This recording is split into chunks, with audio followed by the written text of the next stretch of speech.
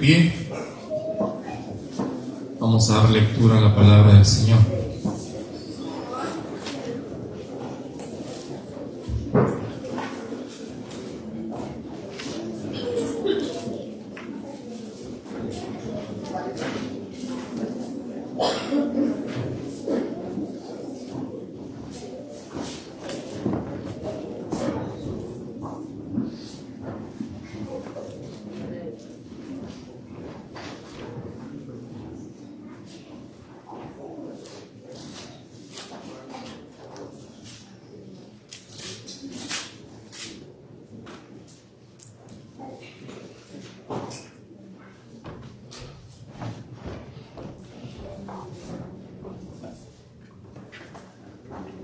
Marcos capítulo 6, versículos del 45 al 52, dice así: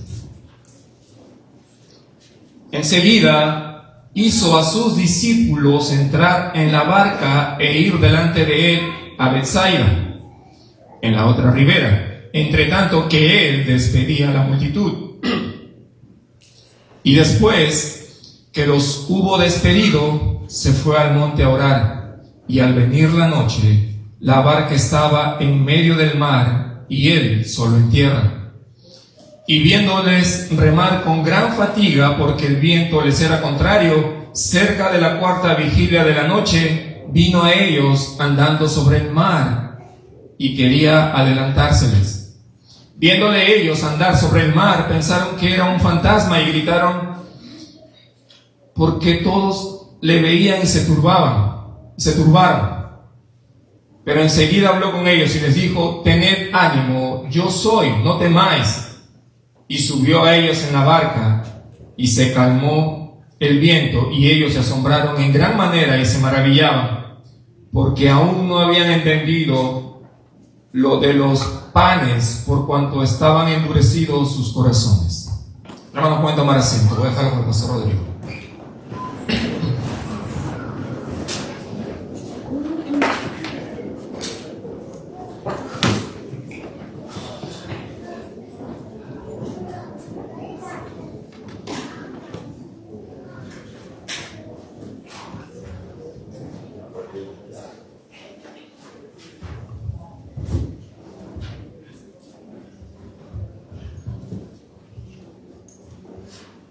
Los niños pueden pasar a sus clases con sus maestras.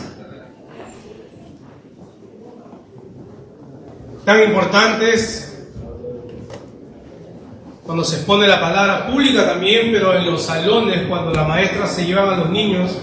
Así que oremos también por la labor que tienen ellas de edificar la vida de nuestros hijos en el tiempo que estamos aquí reunidos.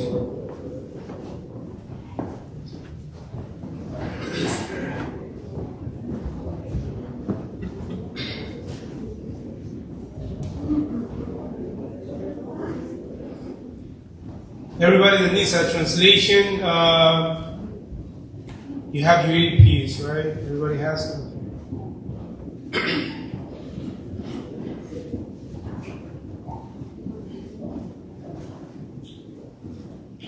Si todavía no han puesto en silenciador su celular, quizás ahora sea un buen momento. Espero que hayan tomado todo el agua necesaria para que no tengan que salir a tomar agua a mitad de la predicación.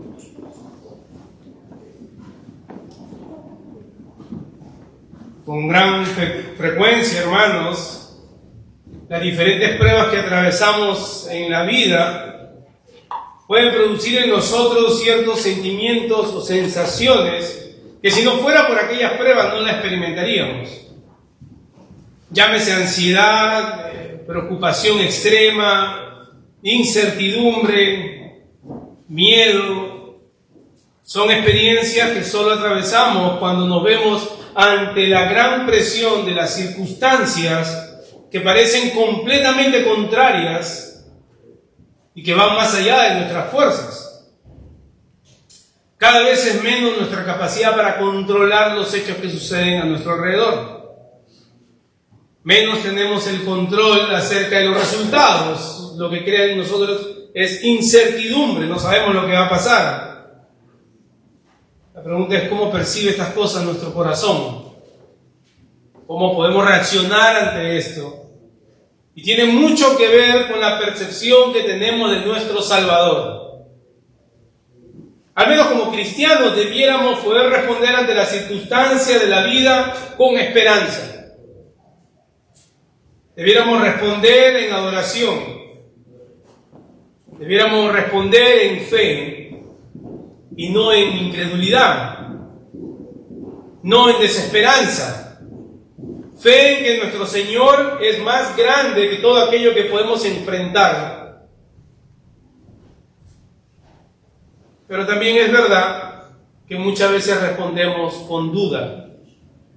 Quizás lo que más te caracteriza a ti en los momentos de prueba, quizás es duda tras duda tras duda. Muchas veces pareciera que en medio de estas circunstancias que nos oprimen, que son de peso para nuestro corazón, que sentimos que es un peso muy grande para sobrellevar, que nos crea incertidumbre, podríamos pensar definitivamente, Dios está lejos de mí. Si no fuera así, entonces, ¿por qué esto ya no está resuelto? Quizá hemos cambiado la pregunta, nos han enseñado que no preguntemos mucho por qué, sino para qué. ¿Para qué está pasando esto? Pero realmente en sí no cambia la sensación que experimenta nuestro corazón, no cambia la sensación de duda, porque muchas veces no tenemos respuesta ni para una pregunta ni para la otra.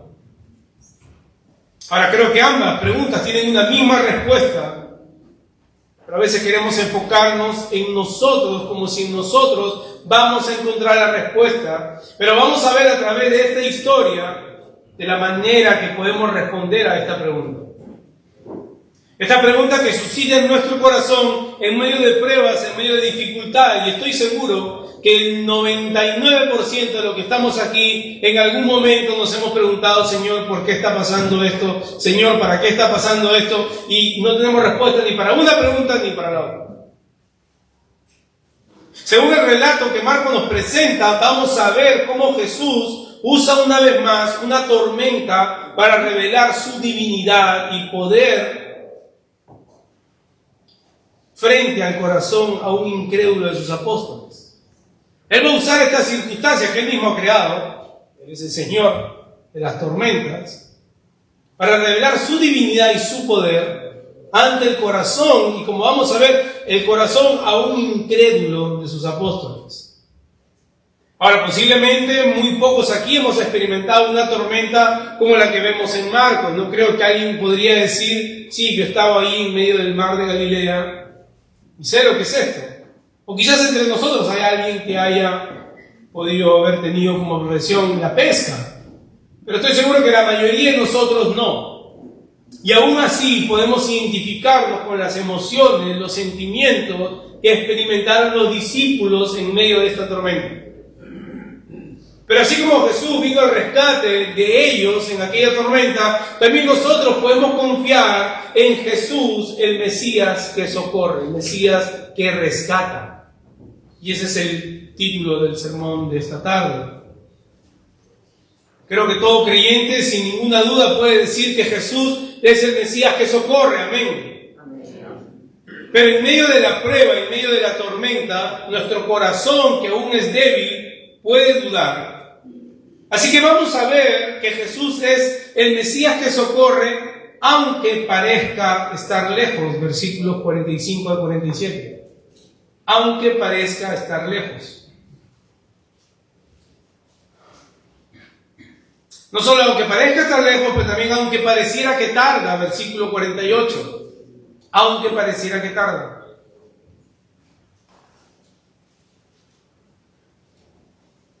Aunque pareciera estar lejos, aunque pareciera que tarda, y aunque los temores sean muchos, versículos del 49 al 52. Como cada domingo, hermanos, que es el día del Señor, que nos disponemos a exponer la palabra, no solo a exponerla, pero también a escucharla, necesitamos de aquel que nos ha dado su palabra, para que Él, por medio de su Espíritu, nos ilumine y poder entender y poder aplicar lo que esta palabra tiene para aquellos que son de Él, para la exaltación de su nombre, que es sobre todo nombre. Así que, hermanos, les pido que me acompañen en oración, teniendo esta petición en nuestros corazones. Amado Padre, te rogamos, Señor, en este momento que tu Espíritu Santo nos ayude con nuestras debilidades, nuestras flaquezas, nuestras limitaciones, Señor, porque somos hombres limitados tanto para exponer la palabra, pero por consecuencia de la caída y nuestra mente frágiles, también somos limitados a veces para prestar atención. Las distracciones muchas veces nos asaltan. Así que te pedimos, Señor, que nos ayudes. Primordialmente al que está exponiendo la palabra, Señor, si tú no eres quien va con el poder del Espíritu Santo detrás de lo que se expone, esto simplemente es solo un discurso. Así que aplica, Señor, la palabra a tu pueblo. Aplica, Señor, trayendo convencimiento de pecado. Consuélanos, Señor, por medio de tu palabra y edifícanos. En Cristo Jesús. Amén. Amén.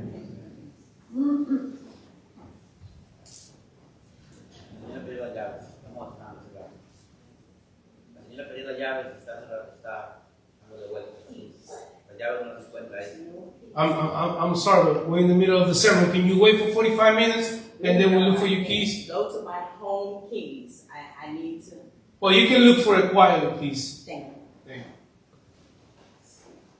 Cuando leemos el relato de la alimentación de los 5,000 en el Evangelio de Juan, no nos distraigamos, hermano, por estas cosas que pasan, por favor. Cuando leemos el relato de la alimentación de los 5,000 en el Evangelio de Juan, vemos que al terminar este episodio, hay una gran multitud que quería coronar a Cristo como rey. Ellos estaban ya apresurados por coronarlo. Por fin ha venido el Mesías que esperábamos, aquel Mesías político que nos va a liberar de la opresión romana. Más adelante, en el mismo Evangelio de Juan, Jesús le diría a esta misma multitud: ustedes me siguen por lo de los panes y de los peces. Así que eso nos da una imagen del gran alboroto, de la gran conmoción que este milagro ha causado en las personas. Este milagro que está registrado en los 4 evangelios ha ocasionado un gran alboroto entre las personas. Y como Jesús sabía la intención de ese pueblo, que era coronarlo como rey, pero como un rey, como les digo, que vencería el poder de Roma, no como un rey soberano y divino, Jesús le dice a sus discípulos, les ordena que se vayan. Miren el versículo 45. Enseguida hizo a sus discípulos entrar en la barca e ir delante de la Betsaida a la otra ribera, entre tanto que él despedía a la multitud. Y algo que debemos observar es que el tono de voz que Marcos nos presenta aquí no es que Jesús les sugiere, no es que Jesús les dice: mire, si quieren, vayan por ahí. No, Jesús les da una orden. Les ordena que suban a la barca y se vayan. Posiblemente creo que era en primer lugar para guardar el corazón de sus discípulos ante esta gran algarabía del pueblo. El pueblo que quería coronar a Jesús como rey. Y segundo, creo que la razón es porque vamos a ver en el transcurso de la historia el gran porqué. Jesús iba a probar sus corazones y era necesario que esto pase. Charles Spurgeon, respecto a este texto, dijo, y cito, que ellos subieran a la barca no fue una simple sugerencia, fue un mandato explícito. Estaban en el lugar correcto para encontrarse con una terrible tormenta que Jesús intencionalmente origina. Él los envía al peligro. Cierro la cita. Y creo que podemos estar de acuerdo, porque Jesús debía seguir mostrando a sus discípulos, en primer lugar, la debilidad de su propio corazón, aún la incredulidad que había en ellos, a pesar de todo lo que habían visto ya, pero por otro lado también mostrar su poder, su divinidad y su señorío. Ahí en la barca ellos debían recordar que ya Jesús había mostrado su poder anteriormente, calmando aquella tormenta. Él es el Señor de la tormenta, Él es el Señor que manda enmudecer la tormenta. Así que nosotros podríamos asumir de que ellos van a la barca y están con toda confianza. Van al mismo mar en donde Jesús le ha mostrado ya su gran poder. Podríamos pensar, bueno, ya estos discípulos ya aprendieron, nada les va a hacer caer en temor, ¿no? Si hemos visto la mano de Dios en nuestra vida, si hemos visto cómo Dios ha obrado en otras circunstancias, si hemos visto su poder, si hemos visto su gracia, si hemos visto su misericordia, al enfrentar circunstancias adversas, nuestro corazón debiera permanecer quieto y saber que Él es Jehová. Debiéramos confiar que Él va a obrar. Debiéramos confiar que Él tiene todo el poder, Él es soberano. Pero eso suena bien en teoría. Yo ayer hablaba con una persona y me dice, yo paso esta situación. Y ante el consejo bíblico me dijo, es fácil decirlo. Y cuando una persona dice, es fácil decirlo, no estás en mis zapatos, lo que prácticamente está diciendo, no me aconsejas. Pero la Escritura nos dice cómo debiéramos responder en tiempo de aflicción. Pero vamos a ver que el corazón de los discípulos, como el nuestro, no es muy diferente. Y es precisamente por eso que el Señor permite esta tormenta. No solo esta tormenta, Él permite las pruebas en nuestras vidas para que salga a la luz aquella incredulidad que aún está en nuestro corazón. Es para que nosotros veamos aún cómo está nuestro corazón. Ahí está fallando mi corazón. Por eso el Señor envía estas pruebas. Versículo 46 dice, y después que los hubo despedido se fue al monte a orar. Como ya hemos visto en otras ocasiones, Jesús se aparta solo para tener comunión con el Padre. Había sido un día largo.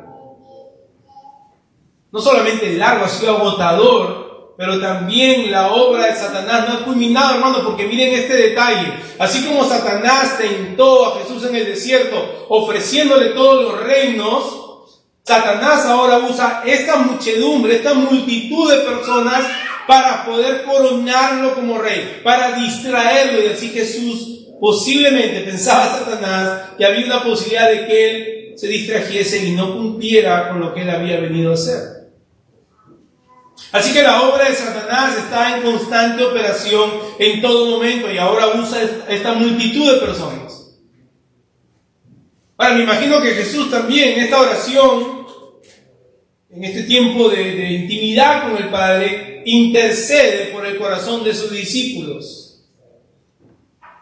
Y mientras Jesús está orando, intercediendo para que este asunto no afecte en el corazón de sus discípulos, hay algunos detalles que el Evangelio de Marcos omite, pero el Evangelio de Juan nos dice de que ya había oscurecido, habían pasado largas horas y Jesús todavía no había venido donde ellos.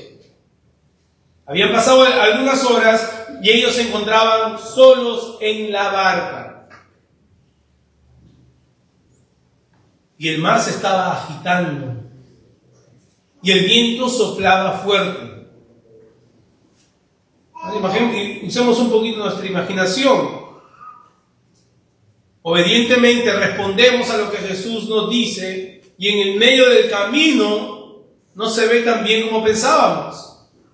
Me viene a la mente Moisés, que después de que Dios le dice, ve y habla con el faraón y esto es lo que vas a hacer, él va confiadamente donde el faraón y el faraón dice no es como pensábamos que iba a salir. Así que los discípulos están en esta barca donde el Señor mismo los ha puesto. Las horas avanzan, el mar se agita, el viento comienza a soplar muy fuerte. Dice versículo 47, y al venir la noche, la barca estaba en medio del mar y él estaba en tierra. Y Marcos nos da este detalle no es solamente por llenar la página, hermanos. Aquí lo que Marcos nos quiere hacer ver es que hay una separación, hay una distancia aparente entre la situación que están enfrentando los discípulos, los apóstoles y la presencia de Jesús. A diferencia del otro milagro en la barca, Jesús estaba con ellos, ¿verdad? Y ahí es donde surge el reclamo de ellos. ¿No te preocupas que perezcamos? En este caso no. En este caso no hay a quien voltear. Hay una aparente distancia. Pero hermano, Jesús sigue siendo el Mesías que socorre, como dijimos, aunque parezca estar lejos. No es un asunto de cómo lo percibimos a Él. No es que si lo percibimos cerca o lo siento lejos, no es un asunto si realmente en medio de mi situación yo siento que Jesús está conmigo y otra vez siento que no está conmigo.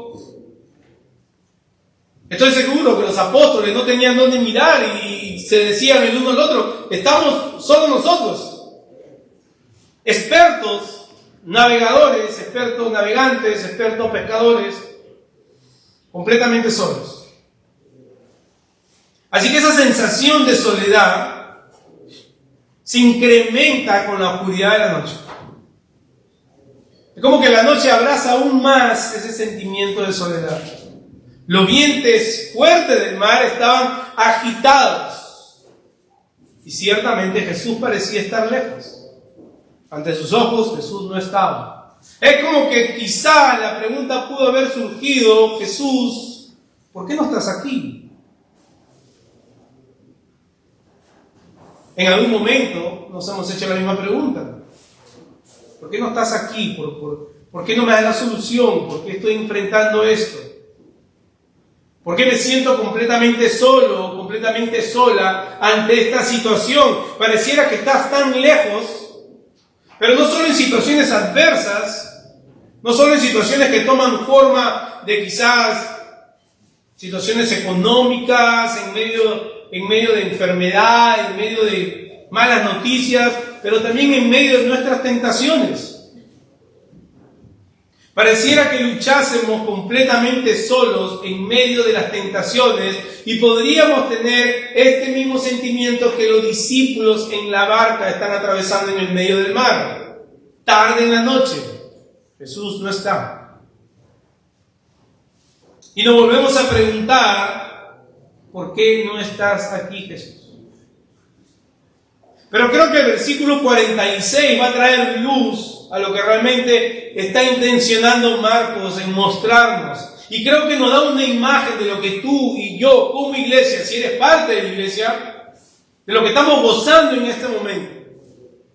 De que como todo creyente gozamos que Jesús intercede por nosotros ante el Padre constantemente. Miren el versículo 46, dice que estaba orando. Así que no es que Jesús está lejos, no es que Jesús está simplemente distante, Jesús está constantemente intercediendo por nosotros. Él está constantemente representándonos delante del Padre. Constantemente intercede. ¿Para qué, hermanos? ¿Cuál es la intención de Jesús al interceder por nosotros? Que nuestra fe no decaiga en medio de un mundo que se levanta en contra nuestra. En medio de las debilidades de nuestra propia carne, Jesús intercede para que nuestra fe no decaiga.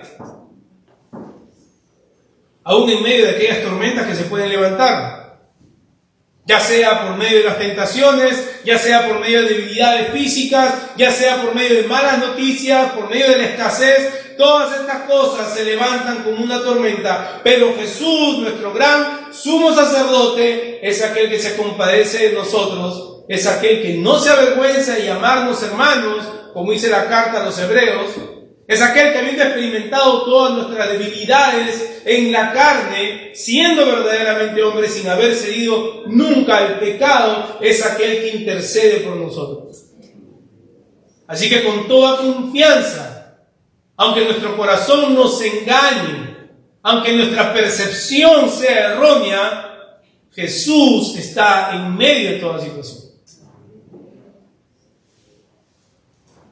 Con toda convicción podemos decir que Él es el Mesías que rescata, aunque pareciera estar lejos. Porque esa es una mentira de mi corazón, de tu corazón.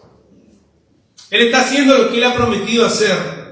Y no solo intercede por nosotros, para que nuestra fe en Él siga siendo sostenida por su poder, sino que además de eso, Él ha venido a ser morada en nosotros. Por medio de su Espíritu Santo, junto con el Padre, dice que hacen morada en el creyente. Y en momentos de desespero, en momentos de sentimientos de soledad, donde podemos decir, nadie me comprende, o me siento solo, en momentos de gran tentación, en donde quizás nos vemos que estamos cediendo cada vez un poco y un poco más a la tentación, debemos correr a Él sabiendo que Él es quien nos ayuda. En Él tenemos refugio, en Él tenemos confianza. Él no está lejos, hermanos. Él está en nosotros, así como nosotros estamos en Él. Esa es la gran realidad del creyente. Nuestra unión con Cristo es la base sólida, la roca sólida en donde recobramos nuestro ánimo ante toda circunstancia diaria. Lo he dicho antes, yo no sé cómo aquí, yo estando parado, estoy en Cristo. No sé cómo Cristo está en mí. Pero esa es la doctrina de nuestra unión con Cristo, la que nos sostiene en los momentos más difíciles. Recordemos que los apóstoles, hermanos, a este momento siguen siendo entrenados, porque llegaría el momento en el cual el Hijo les iba a ser arrebatado. El Hijo les iba a ser quitado. Él ya no estaría más con ellos físicamente. Y ellos tendrían que confiar que aunque sus sentidos no lo percibieran con ellos, Él siempre estaría con ellos, porque Él siempre está con su iglesia. Ellos debían responder y caminar en fe, y para eso estaban siendo entrenados. Y aunque Jesús pareciera estar lejos, sus ojos estaban puestos en lo suyo. Versículo 48 dice, y viéndole remar con gran fatiga, porque el viento les era contrario, cerca de la cuarta vigilia de la noche, vino a ellos andando sobre el mar y quería adelantarse. Así que vemos que la situación no mejora. Por el contrario, parece empeorar, va de mal en mal. Ahora la fatiga ha llegado, se ha hecho presente en la vida de estos discípulos. No solo pareciera que Jesús está lejos, sino encima de eso pareciera que tarda, porque las fuerzas se están agotando. Y Marcos usa esta palabra estratégicamente. La palabra fatiga originalmente nos habla de una persona que ha sido examinada por medio de la tortura. ¿Se imaginan eso? Es una extenuación máxima. Eso es lo que nos presenta Marcos al describir cuál es la actitud o la condición de los discípulos en este momento. Están completamente fatigados, exhaustos, como que han experimentado un agobio. Yo recuerdo, hace unos años, bastantes años, tenía yo como 14 años, me fui a la playa en Rockaway. Y según yo era Tarzán nadando, y como en Perú yo estaba acostumbrado a meterme hasta el fondo, me metí aquí hasta el fondo y para sorpresa mía no podía regresar. Y casi me ahogo. Yo creo que me ahogué, porque de ahí se explican varios daños cerebrales que tengo, pero es como que me dormía y me levantaba, y cuando el salvavidas, por fin apareció un salvavidas, no sé de dónde, me dijo, agarra el plástico y patalea. Y yo, primero no hablaba ni inglés, así que no sabía qué decirle. Pero no podía ni mover el pie. Estaba completamente fatigado por haber luchado contra la corriente. Y me imagino que así estaban los discípulos. Completamente fatigados. Estos discípulos que eran expertos pecadores, que están navegando, están remando contra corriente, los vientos son sumamente fuertes, van contrario a su balsa, la balsa es golpeada por el mar, la balsa es golpeada por el viento y están completamente fatigados y ellos piensan que están completamente solos. Han estado horas de horas en el mar. Ya les ha dado la cuarta vigilia, que es entre las 3 de la mañana y las 6 de la mañana. Su cansancio es real. La fatiga de ellos es real, hermano. Pero esta fatiga trae consecuencias en el corazón. Toda prueba que atravesamos, sea de una u otra manera, sea que se está en una balsa o no, trae una repercusión a nuestro corazón. Y es lo que Marcos nos quiere mostrar. Que posiblemente nunca estaremos en una balsa, pero nuestros corazones responden de manera similar ante aquello que enfrentamos en el mundo que nos rodea. Pero Jesús nunca tarda. Dice el texto que al verlos fatigados con el viento contrario, muy tarde por la noche, vino a ellos andando sobre el mar. Y vamos a detenernos un ratito, hermanos, porque la siguiente frase puede traer confusión. Observemos que el texto no dice que Él vino a ellos andando sobre el mar para echarles una mano. Quería adelantárseles. Ahora, la traducción en español pierde un poco la fuerza de lo que realmente el autor quiere comunicar. Pero podríamos hacernos la pregunta, ¿por qué Jesús haría algo así? ¿Se imaginan? Y yo recuerdo cuando me estaba ahogando, hubo un hombre que pasó al lado mío y yo le decía, help, que sabía hablar en inglés. El tipo era grande y me dejó ahí y se fue. ¿Se imaginan que Jesús simplemente pasa por el lado para ver a sus discípulos que están luchando, fatigados contra la corriente, y simplemente lo que quiere es pasar por el lado nada más y decir, oye, ya ven cómo hacen ustedes? Algunos dicen que quizás Jesús quería sorprender a sus discípulos del otro lado de la riviera. Otros prefieren interpretar que el texto quiere decir que estaba por pasar al lado de ellos. Pero ninguno de estos tendría sentido a la luz de lo que va a pasar a continuación. La manera como está construida la frase, hermanos, tiene su raíz en un entendimiento de lo que es la teofanía en el Antiguo Testamento, la manifestación de Dios mismo. Mire Éxodo 33, 18, que quizás es uno de los pasajes que mayor trae luz a nuestra mente. Y es un ejemplo claro de esto. Éxodo 33, 18 nos dice que Moisés le ruega al Señor, muéstrame tu gloria. A lo que el Señor responde, yo haré pasar toda mi bondad delante de ti y proclamaré el nombre del Señor delante de ti. Luego en el versículo 6 dice, entonces pasó el Señor por delante de él y proclamó el Señor, Dios compasivo y clemente, lento para la ira y abundante en misericordia y en verdad. Lo que Dios hizo por Moisés de manifestar su gloria, hermanos, pasando delante de él, es la misma intención que tenía Jesús para con sus discípulos. Así como Dios pasó delante de Moisés en el Sinaí, de esa misma manera Jesús pasa delante de sus discípulos. ¿Por qué? Porque Él es la gloria de Dios. Él es Dios encarnado. Por eso lo hizo. El texto usa el mismo lenguaje de teofanía que se usa recogido en la Septuaginta, que es la traducción del Antiguo Testamento al griego. Así que eso nos da gran luz de por qué Jesús pasó al lado, o era la intención de pasar al lado de sus discípulos. Porque la misma declaración que hace Dios Padre en Éxodo encierra toda la persona de Cristo. Dios compasivo, clemente, lento para la ira, abundante en misericordia y verdad. Y Él es toda la bondad de Dios.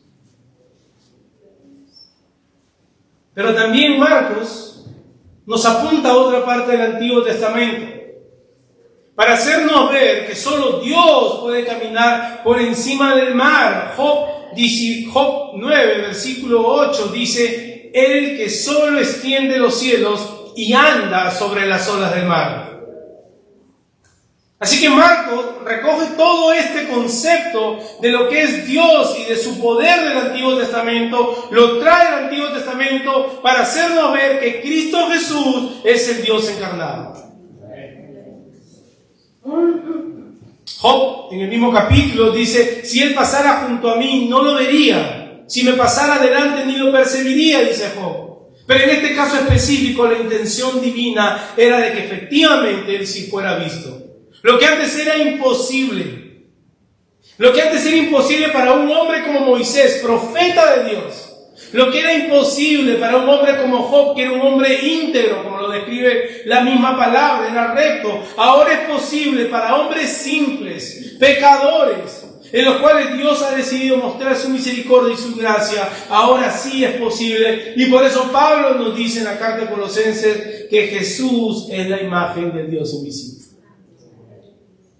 Así que la intención de toda esta prueba, el porqué detrás de esta prueba, de esta situación, de tu situación, de mi situación, es para que Cristo sea glorificado, para que podamos ver en Él la gloria del Padre. Es la razón para que Él sea glorificado en medio de toda situación. Pero vemos que esa no fue la reacción inmediata de los apóstoles. Versículo 49 dice, viéndole ellos andar sobre el mar, pensaron que era un fantasma y gritaron. Había un poco ahí de misticismo, había un poco de superstición, con una mezcla de agotamiento, una mezcla de diferentes emociones, creencias incorrectas, lo llevaron a tener una percepción errónea de quién era Jesús. Hay una distorsión completa de la realidad. Ellos no están viendo con claridad lo que está pasando. Y era necesario que esto se haga manifiesto. Es necesario que esto salga a la luz, que estas cosas que están en nuestro corazón sean confrontadas. Porque ahí nos lleva el temor, hermanos, a distorsionar la realidad. ¿Se acuerdan cuando el pueblo de Israel fue liberado y estaban en el desierto y dicen, mejor nos hubiéramos quedado en Egipto, ahí comíamos bien? Tenía una distorsión de la realidad. Y asimismo, en medio del temor, el temor grande nos puede llevar a distorsionar la realidad y distorsionar la persona de Jesús. Y muchas veces nos puede llevar a confiar en nuestros propios conceptos que tenemos de la vida, que son completamente erróneos. Pero Jesús, hermanos, como hemos dicho, lo cual nos lleva a nuestro tercer encabezado, es el Mesías que socorre aunque los temores sean muchos. Dice el versículo 50, porque todos le veían y se turbaron, pero enseguida habló con ellos y les dijo, tened ánimo, yo soy, no temáis. A este punto ellos están aterrorizados, ¿verdad? Al punto que no distinguen quién es Jesús. Él mismo le había mostrado su poder sobre la naturaleza, les acababa de mostrar su poder en la multiplicación de los panes y los peces, pero nada de esto pareciera haber tenido efecto en el corazón de su discípulo hermano, y nosotros podríamos ser tan duros como estos discípulos y no somos diferentes. No somos diferentes. Nos llenamos de temor y el temor nos lleva a tener una percepción equivocada de quién es Jesús. Aún habiendo sido testigo de su poder, aún habiendo sido testigo de lo que Él ha hecho en nuestra vida, el gran temor de estos discípulos, de la situación que están atravesando, los llevó a olvidar todo aquello de lo que Jesús le había mostrado. Nos pasa lo mismo, ¿verdad? Nos pasa igual. Estamos propensos, hermanos, ante un gran temor, ante una gran incertidumbre, cuando nuestro corazón está fatigado, estamos propensos a lo mismo. Estamos propensos a tener una distorsión de la realidad. No, yo sé que tú estás ahí, Dios, pero no creo que vayas a hacer algo. Yo tengo que hacer algo, yo tengo que tomar cartas en el asunto. Yo sé que tú tienes el poder, pero pareciera que no lo quieres hacer. Así que déjame, yo te echo una manito. Yo muevo un par de tuercas, un par de pernos. Y estamos propensos a lo mismo, hermano, porque somos tan débiles. Así como el pueblo de Dios, habíamos dicho que fue liberado en Egipto. Así estamos nosotros también. Ante las pruebas, ante las diferentes dificultades, podemos reaccionar igual. Ahora déjame preguntarte, ¿qué es aquello que te causa tal temor que te hace perder la percepción de la realidad que vives en Jesús? que es aquello que te mueve el piso, que te hace perder de vista la realidad de quién eres en Jesús. De eso depende cómo respondemos a toda situación. Si no estamos conscientes de quiénes somos en Él, vamos a querer solucionar las cosas por nuestra cuenta. Vamos a querer proveer, hermanos, para nuestra carne.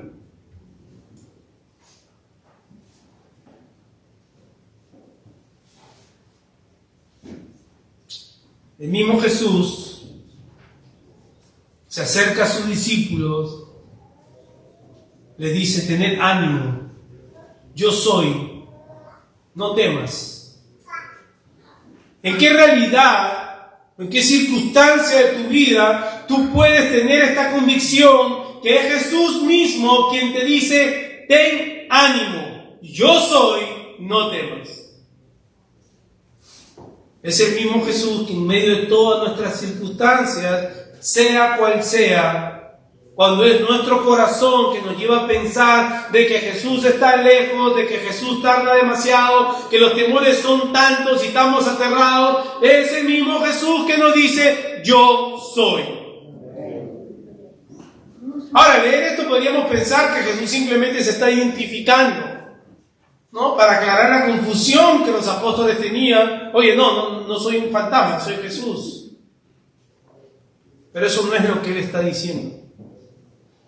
Porque la frase completa que usa Jesús es la fórmula con la cual Dios se revela en el Antiguo Testamento a su pueblo para traer ánimo. Miren Deuteronomio 31:6, dice: cobrad ánimo, no temáis, ni tengáis miedo de ellos, porque Jehová tu Dios es el que va contigo, no te dejará ni te desamparará. Isaías 41:13, porque yo Jehová soy tu Dios, quien te sostiene de tu mano derecha y te dice: no temas, yo te ayudo. Josué 1:9, mira que te mando que te esfuerces y seas valiente, no temas ni desmayes, porque Jehová tu Dios estará contigo donde quiera que vayas. Y estos son solo unos textos, hermanos, de muchos textos en donde Dios se revela para el confort y la confianza de su pueblo. Y ese es el mismo Dios, ahora encarnado, se presenta a los discípulos y les dicen: tengan ánimo, yo soy, no teman.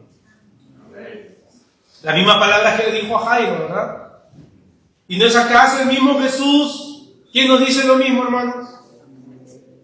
¿No es acaso el mismo Jesús que en medio de nuestras luchas, de nuestras tentaciones, de nuestras debilidades, podemos ver en su palabra que nos dice lo mismo: ten ánimo, yo soy, no temas? Podríamos vivir el resto de nuestra vida solamente con ese texto. Pero somos tan débiles, hermanos. Mi carne es tan débil. Esas son palabras que ante situaciones adversas nos olvidamos. Y necesitamos recordar día a día, porque los retos que enfrentamos son diarios. El viejo hombre que ha muerto, crucificado con Cristo, todos los días quiere volver a nacer. Todos los días quiere volver a salir. Y tengo que repetirme estas palabras: que Él es el yo soy. Retos diarios siempre van a estar presentes, pero si nos olvidamos que es Él que nos dice: yo soy, no temas, yo he vencido el mundo, yo soy Dios, es lo que Jesús le está diciendo a ellos, vamos a dejarnos llevar por nuestra propia prudencia, hermano. Y sabemos que esa es la fórmula perfecta para el desastre. Si yo me digo yo soy, en vez de mirar al yo soy, es la fórmula perfecta para el desastre. Y subió a ellos en la barca, dice, y se calmó el viento, y ellos se asombraron en gran manera y se maravillaban. Una vez más, hermano, vemos que con su sola presencia la tormenta se calma. Pero hay más aún, su cuidado personal y cercano. Él no es un Dios lejano, no es un Dios descuidado que tarda y que llega tarde, a veces no llega. Es este mismo Dios que se revela a los apóstoles, que ahora sube a la barca de ellos. Y Marcos nos dice que estaban asombrados en gran manera, estaban maravillados. Mateo nos dice que comenzaron a adorarlo y decían: en verdad eres hijo de Dios. Ahora hay un problema aquí, porque Marcos termina esta historia con una nota negativa en el versículo 52. Dice: porque aún no habían entendido lo de los panes, por cuanto estaban endurecidos sus corazones. Y podríamos pensar que hay una contradicción. Por un lado Mateo nos dice que adoraron, por otro lado Marcos nos dice que no, que sus corazones estaban endurecidos. Y por supuesto que no hay ninguna contradicción. Marcos lo que hace es que termina esta narración de la historia dejándonos saber el porqué, la reacción de los apóstoles ante la presencia de Jesús sobre el mar. Sus corazones estaban endurecidos, aún no entendían, y por eso la reacción de temor y de pensar de que Jesús era un fantasma, un demonio. No habían entendido su poder divino. Sus corazones aún estaban endurecidos, por eso experimentaron lo que experimentaron. Mateo, por otro lado, nos deja ver cómo terminó este episodio en la vida de los apóstoles. Creo que Marcos deja muy bien establecido el porqué y el para qué de las pruebas, para que nuestra fe sea fortalecida en aquel que merece toda exaltación. Para que reconozcamos que Él no es un Dios que tarda, Él no es un Dios descuidado, Él no es un Dios lejano, y que nuestros temores, aún a pesar de que pueden nublar nuestra vista, podemos ir a Él confiadamente. Que es necesario que recordemos que Jesús es Dios hecho hombre, y que debemos de confiar en su soberanía, su sabiduría y su bondad. Amén. Jesús ha usado esta tormenta, hermanos, para revelar su divinidad y su poder, como vimos que es el argumento que Marcos nos presenta. Ha usado esta tormenta y toda tormenta que se pueda levantar en nuestra vida para que su gloria se nos sea manifestada y así confiemos en Él. Él es el Mesías que rescata, aunque pareciera estar lejos. Ahora sabemos que no es así. Aunque pareciera que tarda, porque comenzamos a fatigarnos, Él sigue intercediendo por nosotros. Aunque los temores sean muchos y esto haga que perdamos una perspectiva correcta de la realidad, confiemos, tengamos ánimos. Él es el yo soy y nosotros somos suyos, hermanos. Déjenme dejarles con unas preguntas de aplicación. Cuando te preguntas: ¿está Dios en control? ¿Sabe Dios lo que está haciendo? ¿O cómo puede Dios permitir esto? Recuerda 3 cosas. Él es soberano, Él es sabio y Él es bueno. Mejor pregúntate: ¿cómo puedo atravesar esta tormenta o esta crisis con mi fe puesta en Cristo? En vez de preguntarte y desconfiar si Dios está en control o no, por supuesto que Él está, mejor pregúntate: ¿cómo puedo atravesar esta tormenta con mi fe puesta en Cristo? Charles Spurgeon también dijo: no debemos permitirnos ni un momento de incredulidad acerca de la bondad de Dios. Aunque todo lo demás sea puesto en duda, hay una cosa que es absolutamente cierta: Jehová es bueno. Amén. Pero esto te será imposible si tu fe no está en el Hijo de Dios. Si tú no has contemplado primeramente la gravedad de tu pecado,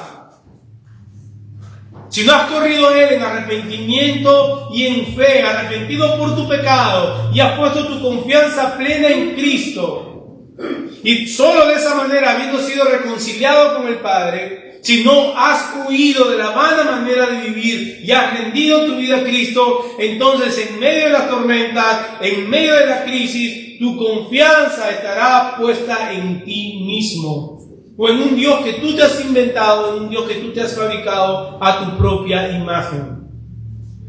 La Escritura nos dice en Romanos 5:1, justificados pues por la fe tenemos paz para con Dios, y solo habiendo depositado nuestra fe en Cristo, en la obra que Él hizo a nuestro favor, solo entendiendo de que solamente por medio de su sacrificio somos salvos de la ira venidera, de la ira justa y el pago justo por nuestros pecados, aquel castigo que tú y yo merecemos, y de que no hay nada de nuestra parte que podamos hacer para saldar tremenda deuda, y que solo por Cristo entonces soy reconciliado con el Padre. Solo así, habiendo sido reconciliado con Él, puedo abrazar la esperanza de que Él es un Dios que me cuida, de que estoy en el Hijo y el Hijo en mí.